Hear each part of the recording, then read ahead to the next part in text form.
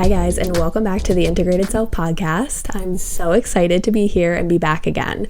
I have had so many things happening in my personal life, in my own spiritual journey. I don't even know where to start because I've had so many amazing ideas and things, topics, things going on in the world, things going on in the spiritual community, all these things that I've wanted to make episodes about. But I also have things that I need to tend to, clients that I have, things that I want to expand as well, like when it comes to my life. And it's so interesting how all of this is coming together. But essentially, I just wanted to say hello. I hope you guys had a great holiday season. I hope you guys are having a great new year so far. I know there's a lot of crazy ass shit happening in the world right now, and I was guided to make this podcast episode today.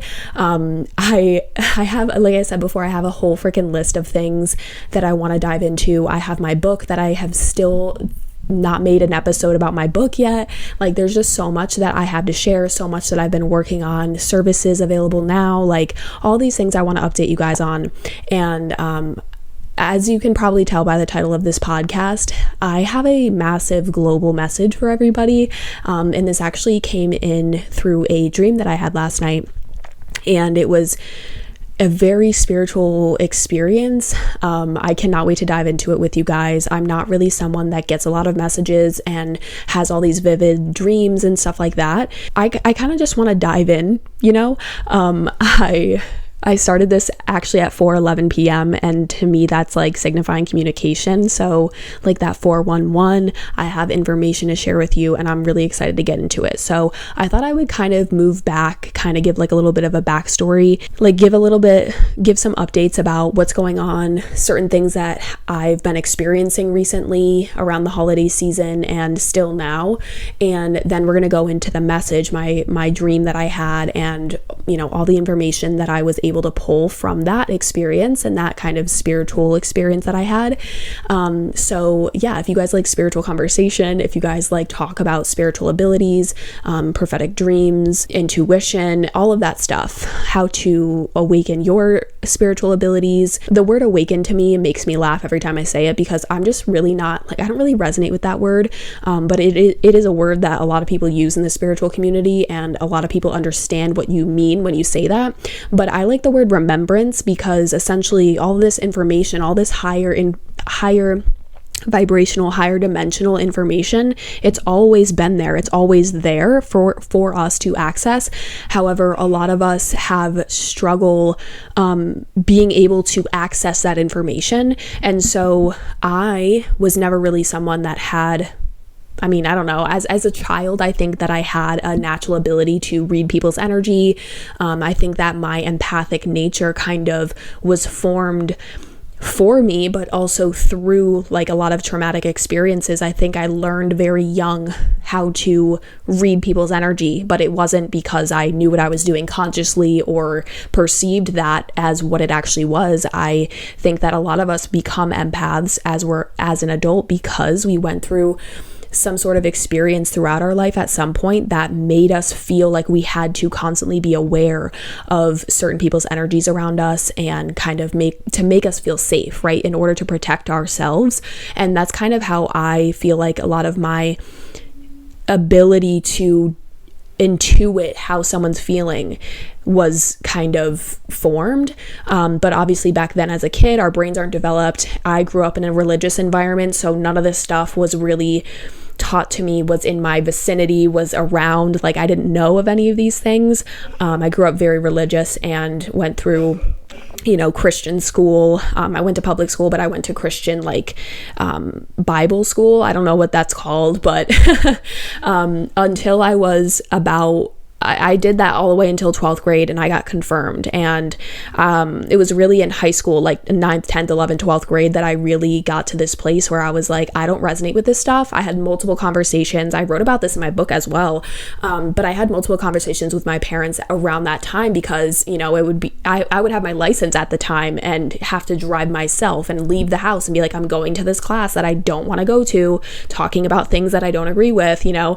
And my parents were very much like understanding, but they also kind of, as the parent, wanted me to finish that and get confirmed in the church, just in case. Like, I remember at my dad, and at the time I really appreciated that. I still appreciate this conversation we had, but it was along those lines. And he was saying, like, you never know how your beliefs are going to evolve as you grow up and as you maybe get married or, you know, have these other life experiences as an adult. So why don't you really, like, just finish this out, so in case you ever want to return back to the church, you're, like, welcomed or something. Like, I don't know. I think I respect it. I mean, I know I respected my dad back then, and my mom also was around and thought the same thing and agreed. And, you know, we all decided, like, all right, I'm just going to finish this just in case my future self ever wants to, like, re-enter this. But the whole time I knew I never would. And it's funny because I didn't have any reasoning as to why that was, but I just knew, like, I don't resonate with this right now. I just don't think this is the space for me. I just didn't know that there was any other way of doing things because I was grown up religious. So anyway, you know, growing up just in general, I just was very intuitive. I had, like, an empathic nature. I was very sensitive. I felt things. Like, I would watch a movie and it would scar me more than my other siblings. Like, I didn't understand how people would watch a movie and then get up and be like, do after. I felt very affected by the movies I watched. I was very outspoken in the family when we would sit down to watch or rent a family movie, because my brothers, I now have a stepbrother, so I have 3 brothers now, but I have an older brother that's 1 year older than me and a younger brother that's 7 years younger than me. And then now I have a stepbrother who is 11, but back then he wasn't around and in this picture and is part of my life. And I was the only daughter, so I didn't, like, a lot of times we would end up watching these action movies, these adventure movies, and I'm, like, over there wanting to watch, like, the fun comedy movies or the romance movies. And I just remember, like, I can even tell you the movies that I remember watching and being so affected by it. Like, the energies of fear, like, these movies, it would really have such a huge impact on me. And everyone was like, you're so sensitive, like, you're just so sensitive, everything always bothers you. And it's like, no, I just feel. Okay, I feel. I'm a feeler.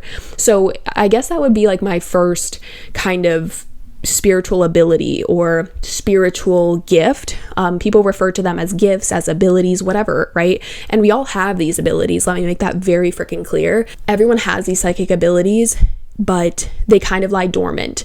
And if you're living your life in a very esoteric way where you're viewing things as good or bad and you're viewing life through lack and everything's hard, like, I noticed that when I lived a life in survival mode, these spiritual abilities didn't come online for me, essentially meaning I didn't notice they were there. I didn't start working with them. I didn't feel like it's almost like they're asleep until they come online, and then you notice that, like, you're perceiving things differently, or you're feeling into things deeper, or your intuition is just, like, on point with very subtle things, right? So what happens is, I think a lot of us, as we heal out of survival mode, a lot of these spiritual abilities start to come online, because think about it, if you lived a life of trauma, of lack, of poverty, of injustice, of whatever, you are most likely those of us that live in those lower vibrational energies. Like, when I was in survival mode, I wasn't really allowing myself to feel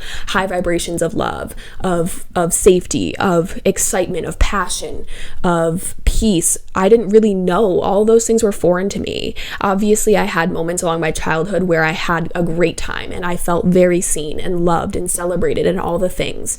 There were amazing parts of my childhood. However, there were things that weren't so great, and they shaped me. And now, with this, like, healed perspective, and this is kind of how I wrote about these things in my book, is I share with you guys, like, the certain traumas and the certain things that I feel like the influences that really affected me, how they kind of shifted my self-concept, how they kind of shifted my way of viewing myself and viewing the world, and how that kind of started to affect me. And then after that, I share with you my newfound healed perspective of those situations. So, like, now I look back at my childhood and I understand that even those darker moments, even those traumas, they all happened for me so that now I'm able to alchemize all of that pain and all of that trauma and all of that sadness and grief and feeling alone and misunderstood and abandoned or silenced into power, into money, into beauty, into confidence, into peace, into stability. And so I know that it's very challenging along your spiritual journey to, like, it can be easy to kind of stay stuck in the, like, it is what it is, F everybody else, whatever, but perspectives. But I really challenge myself to forgive and to release all of this resentment. And at the end of the day, I feel peaceful as a result of that. And so it's not an overnight thing where you can get to this place where you look at those moments that you've healed, you've integrated, you've sent love to those wounds, you've really sat with that version of you that went through that experience. Like, there's all these things that I was able to do to be able to really make peace with my past, so that I'm now not operating anymore from those programs and from that way of viewing myself. And I think that for me specifically, as my spiritual journey, my spiritual awakening all happened when I was in survival mode. So it was kind of like that catalyst for me to heal myself out of survival mode and completely reprogram myself and heal myself. And, I'm still on that journey. It's a lifelong journey. It's a relationship that I believe that you maintain with yourself. And once you learn how to maintain that relationship, you're able to just treat yourself that way. You're able to honor yourself in that way, express yourself in that way, whatever it may be. But now you're living consciously. You're not allowing these subconscious or unconscious programs from the past to dictate how I feel in the present moment, because we manifest from the present moment. So it's the energy that you're in right freaking now, right? Like, the energy you were in yesterday, it doesn't matter anymore. So it's more so like learning that in every single moment you are free, you have a clean slate, and you can change your energy in an instant. However, a lot of us are kind of running chronically in these programs from the past, and when we can't accept them, we create this disconnection. We create this barrier, this division within ourselves. And that's why we continue to manifest the same things. That's why we continue to experience the same things that we don't enjoy. We feel the same feelings on a daily basis, and we're like, oh, I'm always this, I'm always anxious, I'm always irritable, I'm always insecure, whatever it may be. And so it really takes looking within to free yourself from these things and come back into wholeness within self. And that's what I was able to do with a lot of these things. So as I was healing out of survival mode, I noticed that all of these abilities started to come online for me. So clairsentience, for example, is the ability to feel energy. Claircognizance is this inner knowing.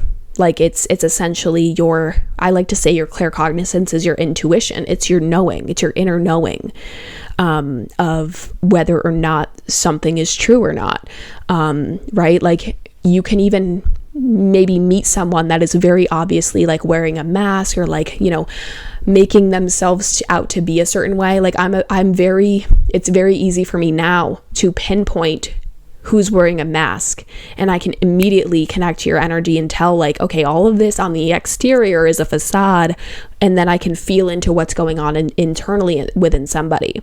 So claircognizance is more so like just this knowing.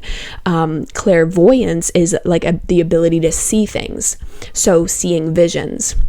And that's one of the first things that came online for me, claircognizant or clairvoyance. And it wasn't until my mentor described to me what that was, and I was like, oh, I feel like I've always been able to do that.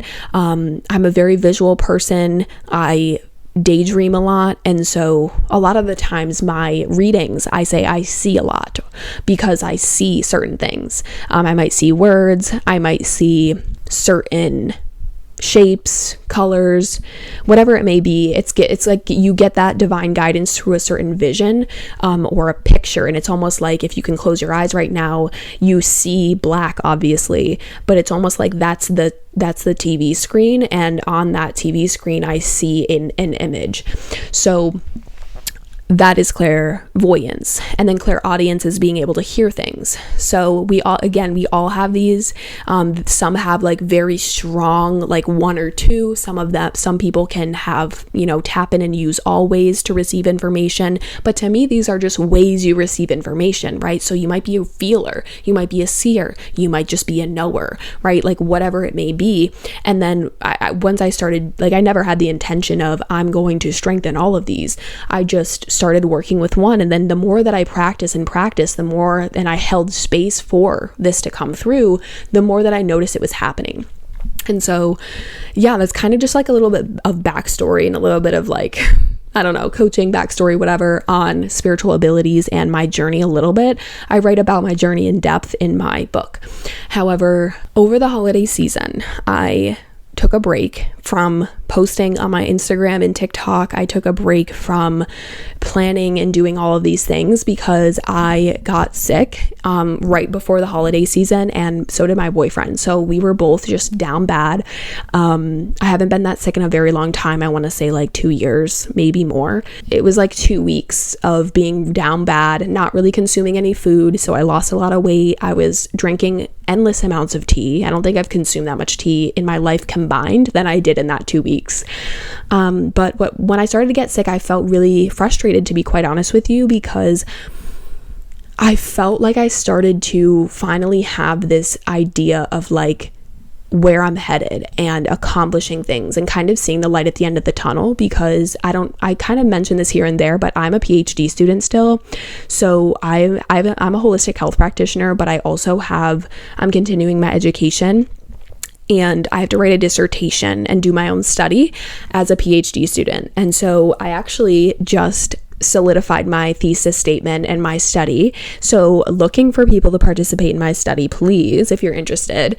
But essentially, it's going to be an 8-week study where I am basically trying to prove that visualization can have an impact on weight loss. So I am using a visualization technique that I created, and I'm essentially helping people visualize what it's like to be and feel and live life at their ideal weight. And then I'm doing a study where I have certain people just doing the visualization to see if even just like visualizing your ideal body and feeling the feelings and kind of putting yourself in the energy that has already happened, to see if that will actually signal to the body to start losing weight, in very general terms, I'm saying this stuff. So one group's going to do the visualization, and then one group is going to do it in combination with this famous like new 7-minute workout. So I'm very excited about that, and I can't wait to see what the results are going to bring, because wouldn't that be freaking awesome if the group that just visualized also lost as much weight as the group that visualized and did the exercise? Like, come on, that'd be so freaking cool.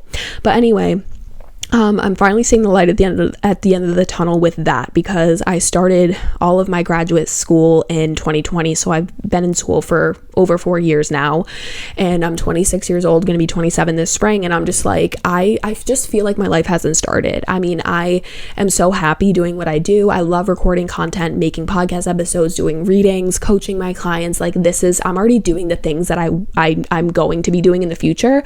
But it's just like, I'm so passionate about this stuff. I could talk about it all freaking day. And I have to keep reminding myself, like, girl, you got to finish that paper. You know what I mean? So anyway, back to when I got sick.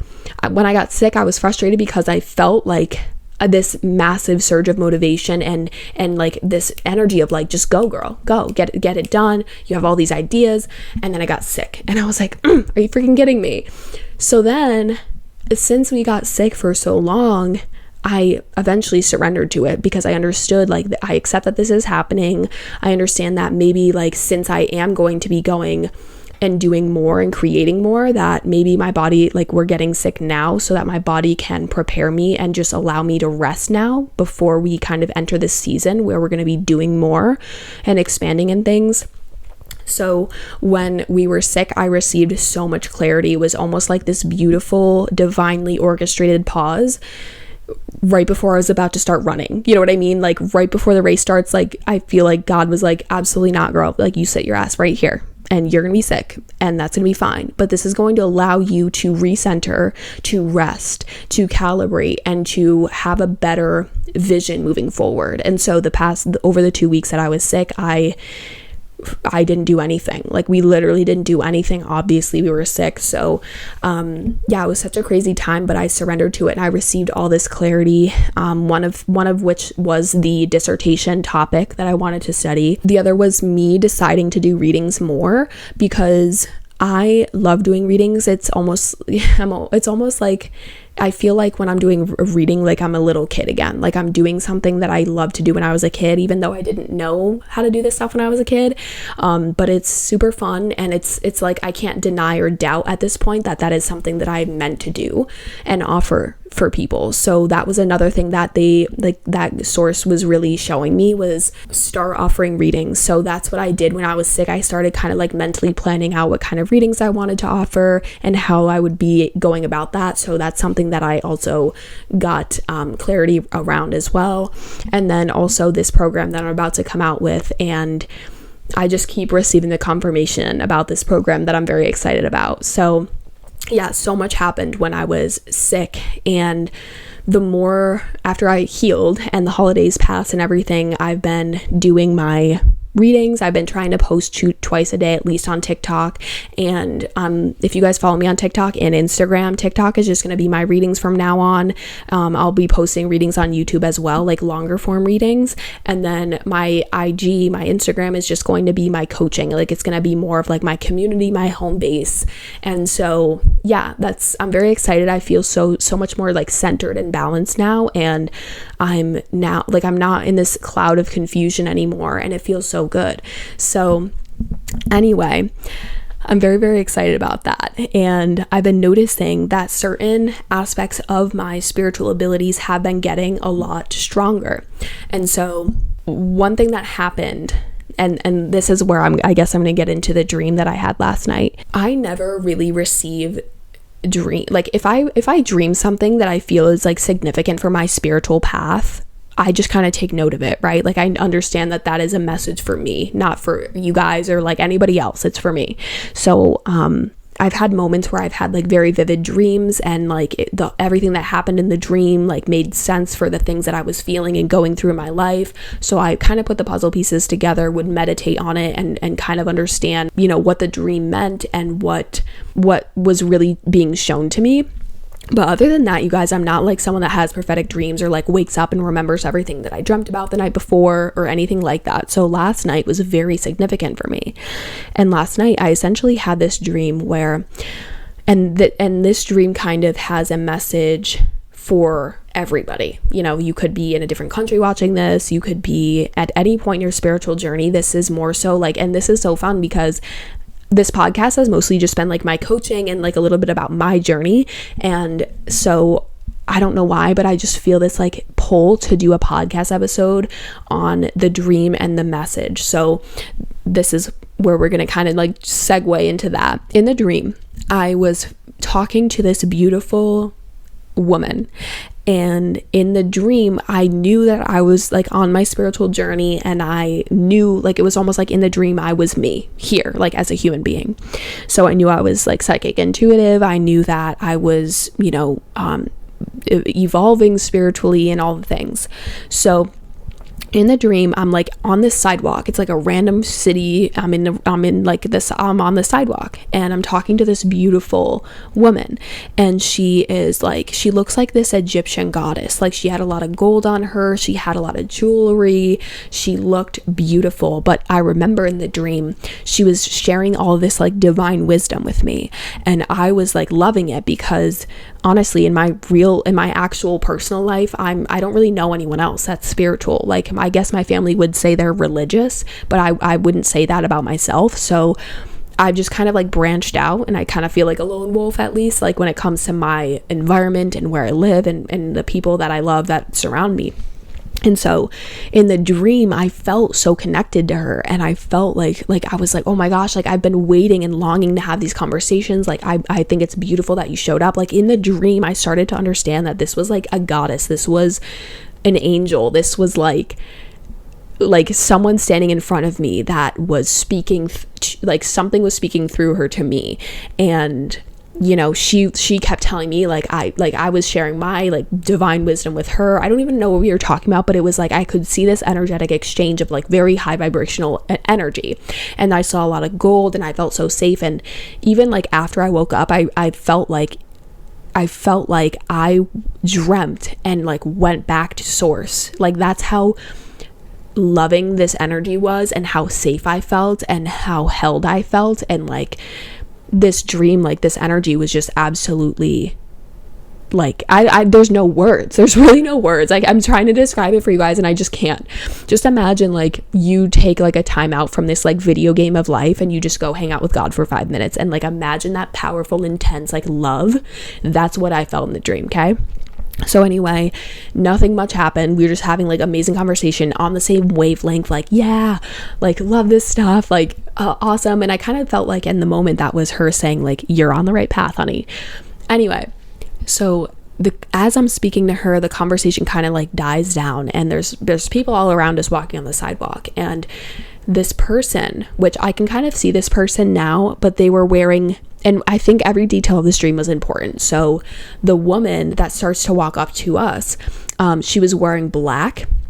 She was very angry, and she almost felt drawn to us because of like the things we were saying. Like it was almost like she spotted us from afar and walks up to us because like she was mad at us or something. So she comes charging up to us, and this person had like red hair, but she was so mad. And she just basically, when she like, we both turned to her, and it's almost like, you guys it's almost like we were expecting her to be like, you can't be this way, you're demonic, whatever, you know. And the second she opened her mouth in the dream, you guys, her voice wasn't like a woman's voice like me, but just yelling. It was like this cryptic voice that came out of her, and she just starts like screaming at us and basically saying like, you're not welcome here, you're not welcome here, blah blah blah. And I remember in the moment, in the dream, my dream self was terrified. I like froze, and the goddess woman in front of me was literally turned to her like this, like put her like arms, folded her arms, and was like not afraid. And I'm looking at the goddess, and I'm looking at this like woman that's like projecting her darkness on us, and like in real time I'm seeing the goddess alchemize it. And I'm standing there, and I'm kind of just at this point observing. It's almost like I'm not a part of the dream anymore, but I'm observing this happen. But the voice of this woman, you guys, was just like, picture, you know, in like those ransom movies, or those movies where like someone gets kidnapped and then they like kind of alter the voice of the person that calls the family, because obviously if you just use your regular voice, they can probably find out who you are. So it was giving that. It was giving like altered voice, you know. But it was so interesting. And then all of a sudden I woke up out of the dream, and I felt scared. But then I realized, like, very quickly I came consciously to, and I was like, oh, that was a message. And so I woke up this morning, and honestly I didn't remember the dream until I was folding my laundry this afternoon. And I'm folding my laundry, and I'm like, all of a sudden I remember everything that I just told you.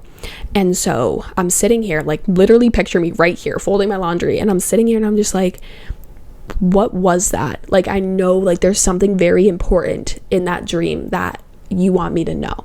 And so I start connecting to my guides and my spirit guides and my angels, and I start asking them, like, I can kind of already intuit what you were trying to show me, but like, what was that?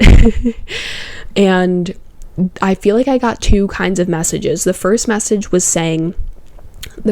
I got was a global collective message. And basically what my guides were saying was that obviously we know right now things are starting to get, things have been freaking crazy, you know, just in general in the world, in this country.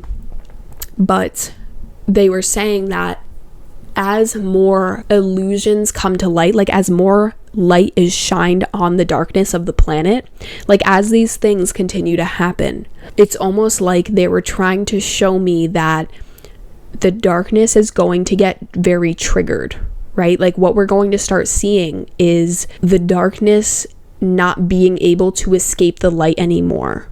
And what this means is like, just with your own self, like we're going to start feeling like the parts of ourselves that we're avoiding, right? Because there's darkness in the world, but there's also, we carry darkness. We are people of love, of light and darkness. We have our light, we have our soul, we have our spirit, we also have our shadow, right?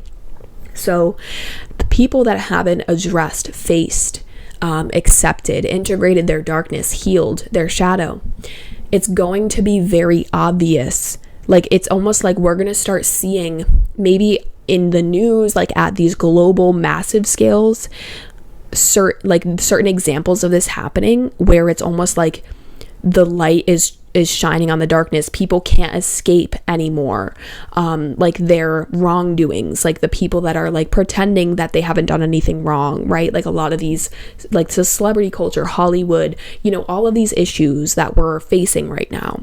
It's almost like, yes, the light is going to be growing, but because the light is going to start getting so much larger and inescapable, the darkness is going to start to come out more and more, right? Like the more you're in your light, the more you're going to trigger people's darkness, right? Is essentially the message I'm getting. So they were saying like, that's kind of like a theme of this year, is that more of this stuff's going to start coming out. But the beauty of that is that once the light is shined in the darkness, we can start to heal those things. We can start to recognize, right? Like if things are hidden in the darkness, no one knows they're happening. They can't be healed. They can't be solved. They can't be fixed. So yes, as we start to see, as this upcoming year starts, the darkness, more things coming out, it's giving like, it's also beautiful because now that these things are going to be inescapable, the only thing we can do with these things is alchemize, is shift, is to evolve out of certain things that we know and are starting to realize aren't working for the way that we're operating, the way that we're living, the way that the society is set up. Now more than ever, I feel like we're being encouraged to be brutally honest with ourselves, because you might feel like it's more, you are more at peace. Like a lot of people they're scared to confront their shadow. They're scared to admit certain things to themselves. They don't want to feel the uncomfortable feelings. Like to them, that's not peaceful. It's like, oh, I'm scared of that. That's uncomfortable. Like that healing work that you do, I don't want to do it. It's scary.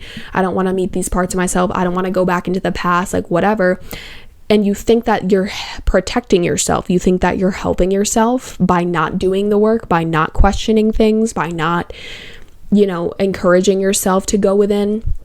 But at the end of the day, you are suffering because there are these unconscious and subconscious things that probably try to come out and try to like nudge you like, hey, we're still here. But every time that they do come out, or you do feel insecure, or you do have a fear of abandonment or whatever it may be, it's like you push it away.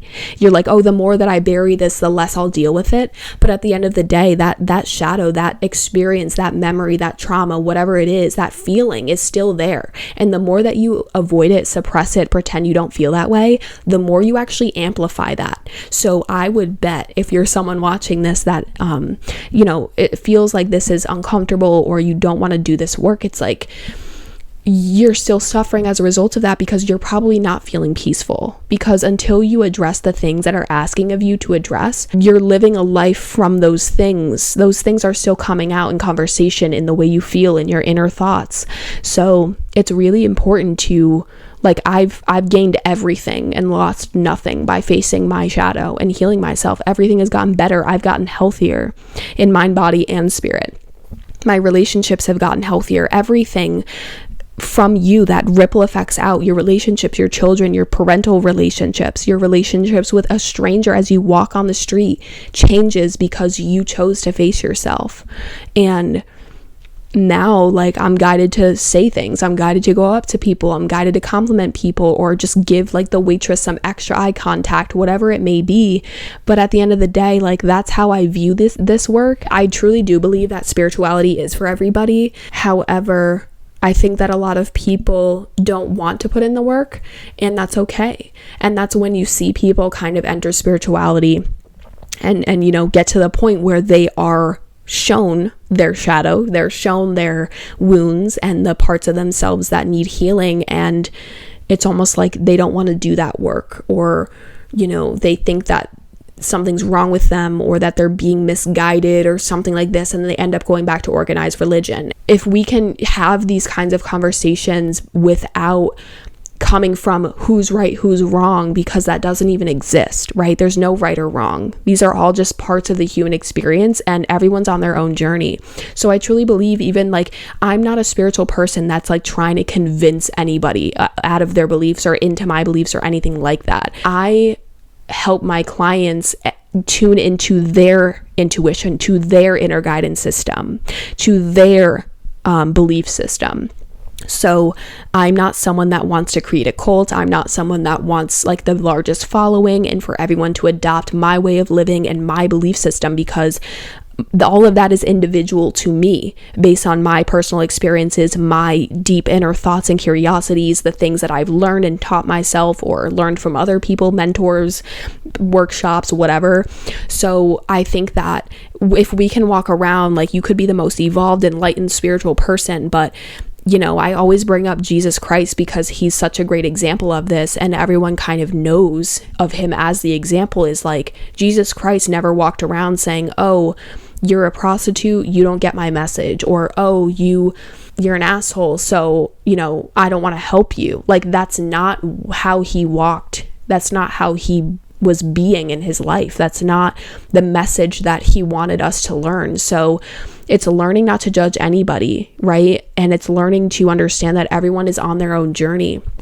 Everyone is, you know, like, just because someone's a Christian, that has nothing to do with me. And if that feels good for them, that's great. That's where they need to be. They're on their journey. They're living their life just like I'm living my life. So I don't ever try and stand here or sit here and pretend that, you know, like, I'm more evolved, and like, if you're still a Christian, like, I don't like any of that terminology, because again, that's instilling shame, and I wouldn't want anyone to do that to me when I was in the church, when I was in the church, you know. So I'm here for people that are drawn to me, that want to have these conversations, that want to challenge themselves to live a life where they see themselves and others through love, but also learn how to navigate these situations where people don't see us that way. You know, it's very challenging. Like, you know, like, even the concept, I brought this up the other day with someone, like, choosing to admit that you're holding resentment, you know, like, it's like, how do we have these conversations? What do we actually do in our lives when someone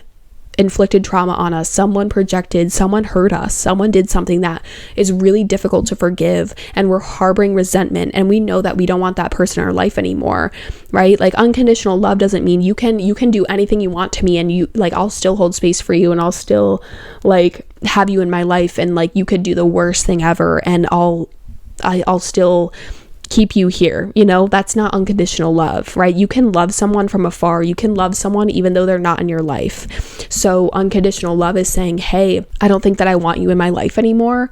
However, I still love you, right? It's like knowing that although the bond has been broken between you guys, it doesn't mean that you still don't send them love and wish that they're, you know, hope at least that they're happy and that they're healthy or whatever it may be. So, you know, like, how do we have these conversations? How do we really challenge ourselves? Like, everything is what it is. And the way that you perceive it is all based on what mental program you decide to perceive that thing through.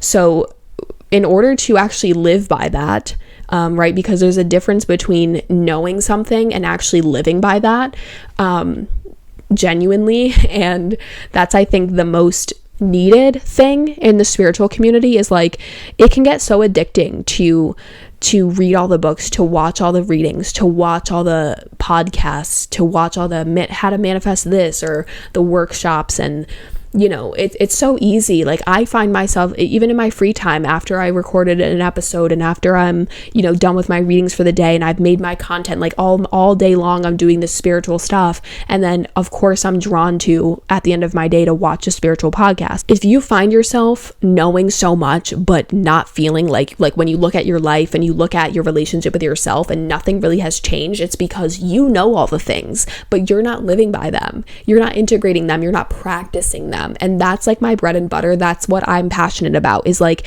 I could sit here and have a 4-hour spiritual conversation with you and dive deep into certain things. And like, I love that. I'm a Gemini. Okay. I love to talk. I love to chat. I love to daydream and have all these weird conversations and, you know, all these things. Okay. And I would love to do that. But at the end of the day, it's like, what are you going to do after that conversation? So with my clients is like, yes, I like to teach. Yes, I like to share and like have these conversations and hear about your experience. But it's like, what are we going to do after that? You know, how are we going to take what there is to take away from this and apply that and practice that more and more and more?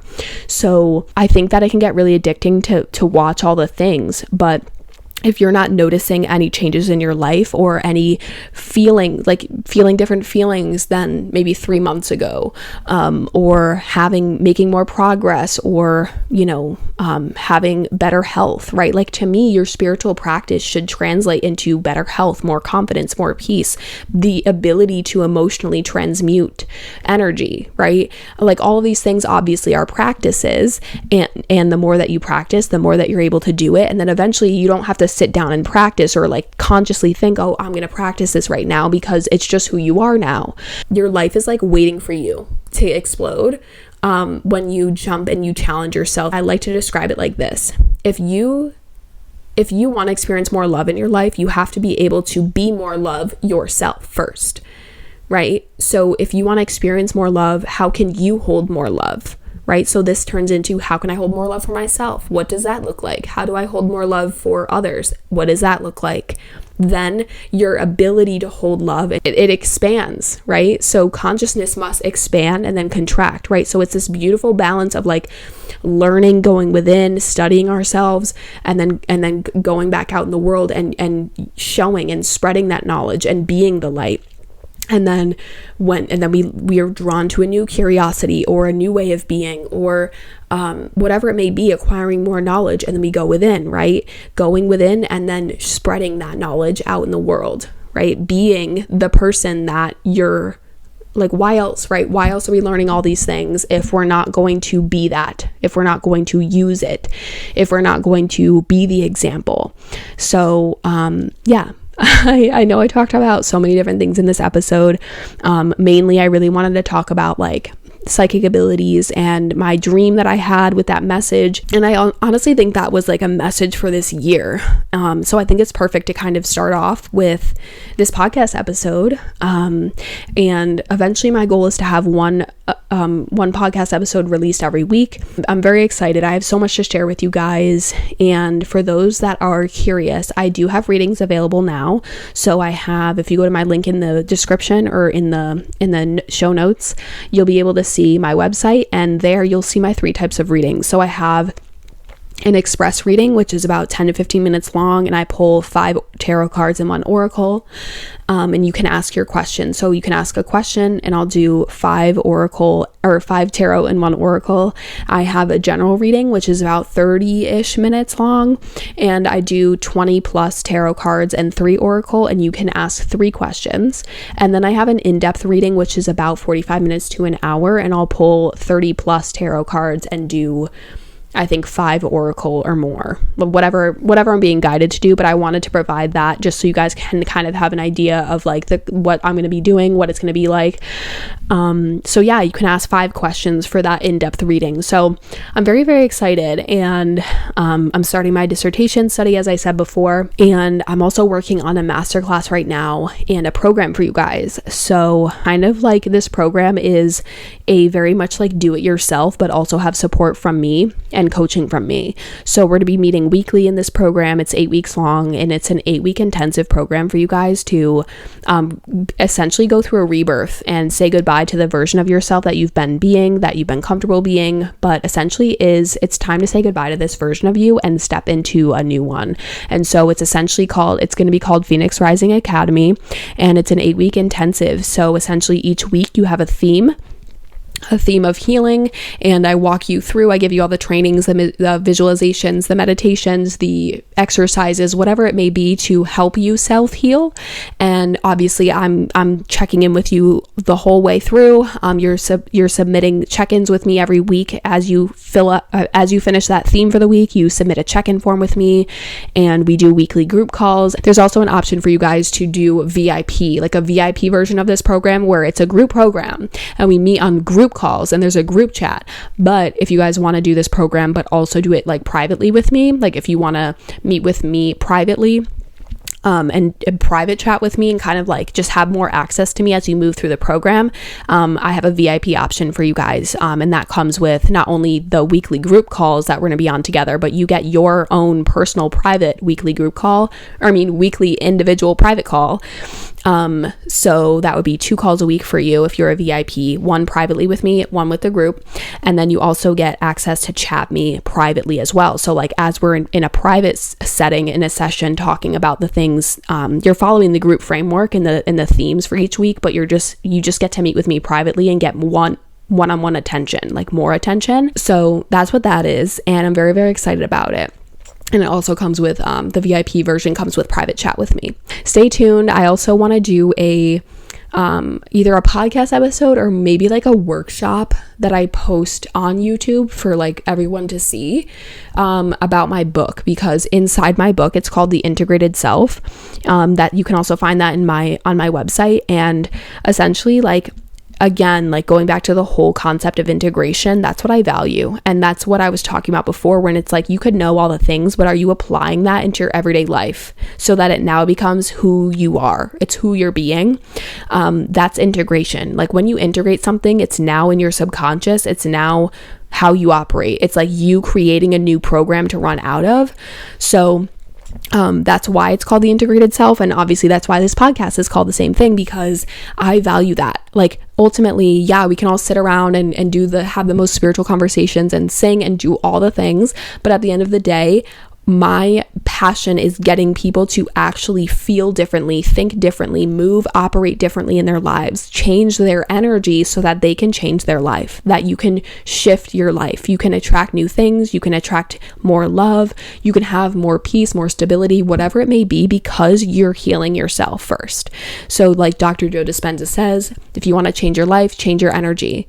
Like your life doesn't change until you change your energy. And that's what this healing work is. I love it. I love it so much. Like I was saying before, in my book, The Integrated Self, there's also the Integrated Self model, which is a model that we present to you guys for spiritually healing and self-healing.